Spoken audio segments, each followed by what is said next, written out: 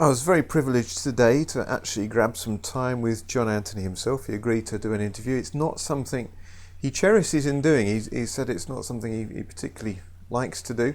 So indeed, I was privileged to grab some time with him and put some fairly pertinent questions as to the background to himself and the signal service that he's created. So keep listening, enjoy the interview. I think it will give you some good confidence in who John Anthony is and what he's doing. Okay, we're recording now, John, so let me start. First question, give us a bit of background. What was your education background and where did you go for your first job? Education went as far as high school. It didn't go any further. I toyed with university, college, that sort of thing. Wanted to actually go down the follow more in the footsteps of my father, which is construction. It always interested me. I'd always been in and around construction of some kind growing up, but for whatever reason, I didn't. I think maybe, ironically enough, with you just saying, "Am I, an introverted character or whatever?" I think when I was younger, I was you couldn't really shut me up. So actually, Right. it was on the advice of parents and peers around me that it was why don't you get into a state agency? We lived in London. The property market was booming and about to go off, and it was like, okay, well, take the interest of property and the fact that you're quite good at chatting to people and go and get a job as a junior estate agent. So I did that in central London, worked my way up through the company that I was with, did that for around about 5 years, and I ended up getting very familiar on a business level, but also on a social level with property developers. So Yeah. in and around London, there was property, well, in and around the UK, full stop at that time, property development was big. And it got to the point where I was offered opportunities with a couple of property developers, and I went in on some joint ventures whereby I'd find the property for them to develop. They'd put all the money up, and we'd do the deals together. So Yep. we did about 10, 15. I did about 10, 15 projects, refurbs, a couple of new builds, all within central London, or at least the London area, Yep. and ended up doing it on my own. I was going to say, what sort of time frame is this? You're at the estate agents for about 5 years. That gives you the contacts. You then start to get into property development. Yeah, so the estate agency, I started there probably around about 2000, I'd imagine, Yep. give or take, maybe a little bit more before that, maybe 1998, something like that. Yep. Worked there up until around about 2004, 2005, got Yep. into property. Like I said, at that point, 2005, you couldn't help but make money in property development. Yep. Um, Everything was going really well, good lifestyle, making good money. All of a sudden, 2008 hit, global financial crash, and I didn't lose money, but the ability to be able to make money was just pulled from under. Evaporated. Yep. So at that stage, I was completely on my own with regard to doing developments. I had a Yep. good relationship with the bank and finance houses, and every single one of them just said no more. We can't lend on any property development, so Yep. we're shutting departments down. So Yep. literally, as much as I didn't lose money, it just stopped overnight. Yep. Now, the my mother's side of the family, they all come from a finance background, so banking, traders, that kind of thing. A cousin of mine who I'm extremely close to is a trader. He's Yep. worked for JP Morgan, he's worked for Barclays in London, and it was a situation of sitting down with him and saying, right, what do I do now? Yep. So I'd already dabbled around in forex and trading, traditional stocks whilst doing the property. Yep. But now it was a point of, look, I really need to get my head into this, and I need to concentrate and actually make an income. So it was a tough journey. He spent an awful lot of time with me. I'm a fast learner anyway, and like I said, I'd dabbled a bit in the past. So that was it. I was thrown into it, and then before you know it, you're 12 months down the line. You've made money. You've blown a lot of money. You've understood what you can and can't do with your own personal abilities, and that's it. Before you know it, 10 years of, 8 years, 10 years have flown by. So you basically got in because of a cousin into trading. That must have been quite a big risk compared to what you were used to doing. Yeah, it's a big risk. It's stepping out. It's taking that dip, isn't it? And Yeah. I didn't really have a choice. I didn't want to go back into the estate agency. I love trading. I'd thoroughly enjoyed doing it, inverted commas, part time and dabble around. And I was really sort of forced into it.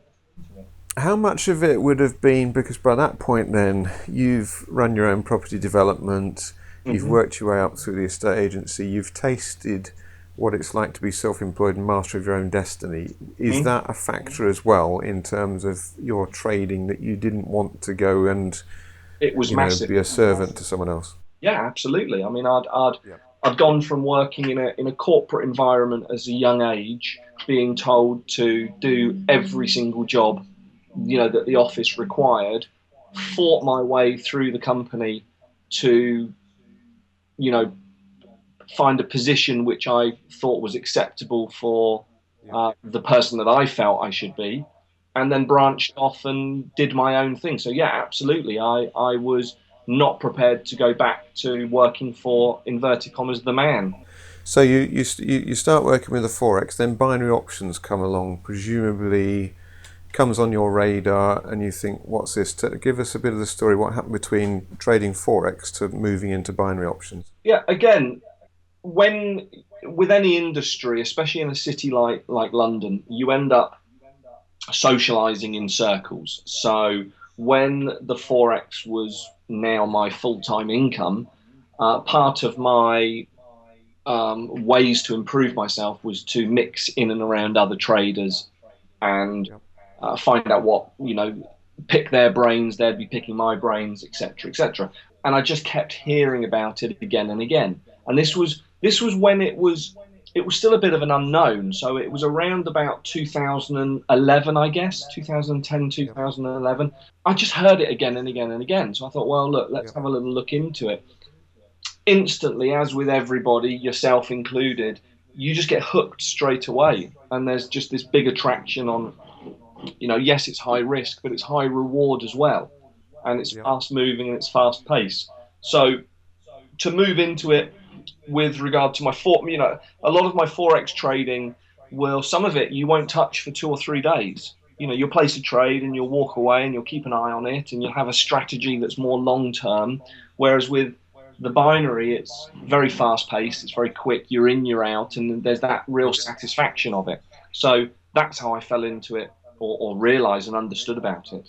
Okay, so you're working with forex. You're making money as a full-time professional forex trader, and you're also looking at binary options. How did you come to this whole concept of getting a signal service, presumably for yourself first of all? How did that come about? Because I was trading both binary and forex at the same time, you pick up on strategies that have either been given to you or strategies that you've developed yourself or whatever it may be for forex. So I'd always done that, and I'd always taken advice off of different people and trialed stuff. So there's a lot of trial and error.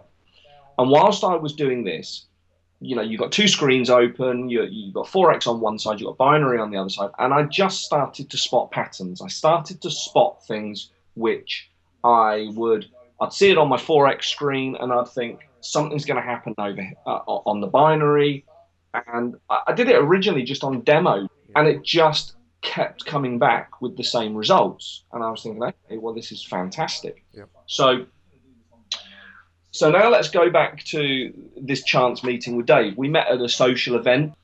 We got chatting about what he did. He got talking to me about what I did. So we kept in touch. And then all of a sudden, I was there one day, my computer, I was having some pretty serious problems with it. I knew that his office wasn't far from where I lived. And I contacted him and said, look, do you mind if you get 5 minutes, could you just pop, have a look, etc., etc. So Dave popped over, he came to my apartment, and he walked into my office and he said, what's going on here? It looks like a bomb's hit. There was, scraps of paper everywhere. It was just a mess. And I explained to him, I said, well, this is how I trade. This is, I'm getting more and more into the binary side of things, and all these scraps of paper and numbers written down and X, Y, and Z are all to do with those. They're my own ways in which I trade. So he came around at about 7 o'clock in the evening, and I think at 3 o'clock in the morning, we were still chatting about it. I was still explaining to him what I did, how I did it. And he came to the conclusion of, I can code this for you. I can make a very basic system. If you give me all of the calculations and all of the, the details, I can make a piece of software just for you that will alert you as to when you need to trade. And I said, fantastic, I'll pay you for that. And he said, well, look, I don't want you to pay me, just allow me to use it as well. And I said, well, of course, let's work together on it. Yep. So months went past, we did it, we set the system up, and it worked really, really well. It was a very, what's the word? It was a very raw system. It wasn't pretty. It didn't do all the things that you see. It wasn't a website. It was just a piece of software.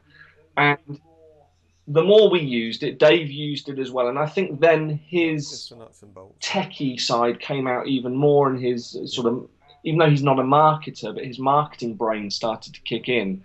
And he said, do you realize how many people would want something like this? And I said, okay, well, what now? Yeah. And really, the rest kind of is history. It's interesting there, because someone asked me the question the other day. They said, well, because I was explaining this as a background, saying that John had got this signal service basically for his own trading first of all. Mm. And he said, well, if it's that good, why would he sell it? And I said, well, if it's that good, why wouldn't he sell it? If you kind of had this signal service that worked, yes, you could keep it to yourself, but why? Absolutely. You can also let other people use it and let them subscribe and I have been asked that before. People have said, well, why do you sell it? And exactly the same as you. Why wouldn't you? Nothing's being taken away from me by you using the system. One final thought then. If let's say somebody's listening to this for the first time, and they said, right, okay, John Anthony seems like a trustworthy guy, the story makes sense, everything like that. Mm. What simple advice would you give them if, let's say a standard 9-to-5 job, mm-hmm. But looking to try and do something different, mm-hmm. what would you say to them? I think you have to enter the market knowing what you're dealing with. And by that, what I mean is you're not going to be rich overnight. That's a fact. Okay. Yep. Trading is, the rewards are extremely attractive. And the lifestyle can be very attractive. The actual process isn't always very attractive. Okay. Yep. So with that, you have to have an awful lot of self-control. You need to be disciplined. You need to be very patient as well. That, I think, is the best piece of advice that I can give. Yeah, no, that's fantastic. And I think the fact that you've got the Facebook group as well, where people can go in and chat with each other, because it is an education process. And I think you've touched on the thing that I try and get across to people as well, is that you need to be disciplined, and it's not an overnight story that we're looking for. Overnight stories happen very rarely, and it tends to be pure chance. Whereas if you're looking at making a good medium to long-term income, you look historically at the people who have done that. They've done it by trial and error initially, but they've stuck with it. They've gone through the process and found something that works and realised that you need to give it the time and effort to do that. Absolutely. So I think that's very sound advice. Yeah. Okay, well, I think that just about wraps it up. So thanks very much for your time, John. Really appreciate that. Yeah, no problem at all, and thanks for the opportunity to be able to speak to you like this. No, that's absolutely brilliant. So I think I'd like to just finish with a challenge. People listening to this who have not actually traded binary options, or perhaps they've traded with other systems and not had success with them. I think it's important to get this across. The only way you're going to know whether this actually works for you as a listener to this podcast is to actually subscribe to the signals and give it a go. Absolutely. So I'm just putting this challenge at the end of this interview with John to say, if you want to really see that this works for you, the only way you're going to be able to do it is actually give it a test. So sign up for a month or two. It's easy enough to cancel if you decide it's not for you, but sign up, trade some of the signals, and you will see the results for yourself. So once again, thanks you all for listening. This is Paul Hardingham saying goodbye.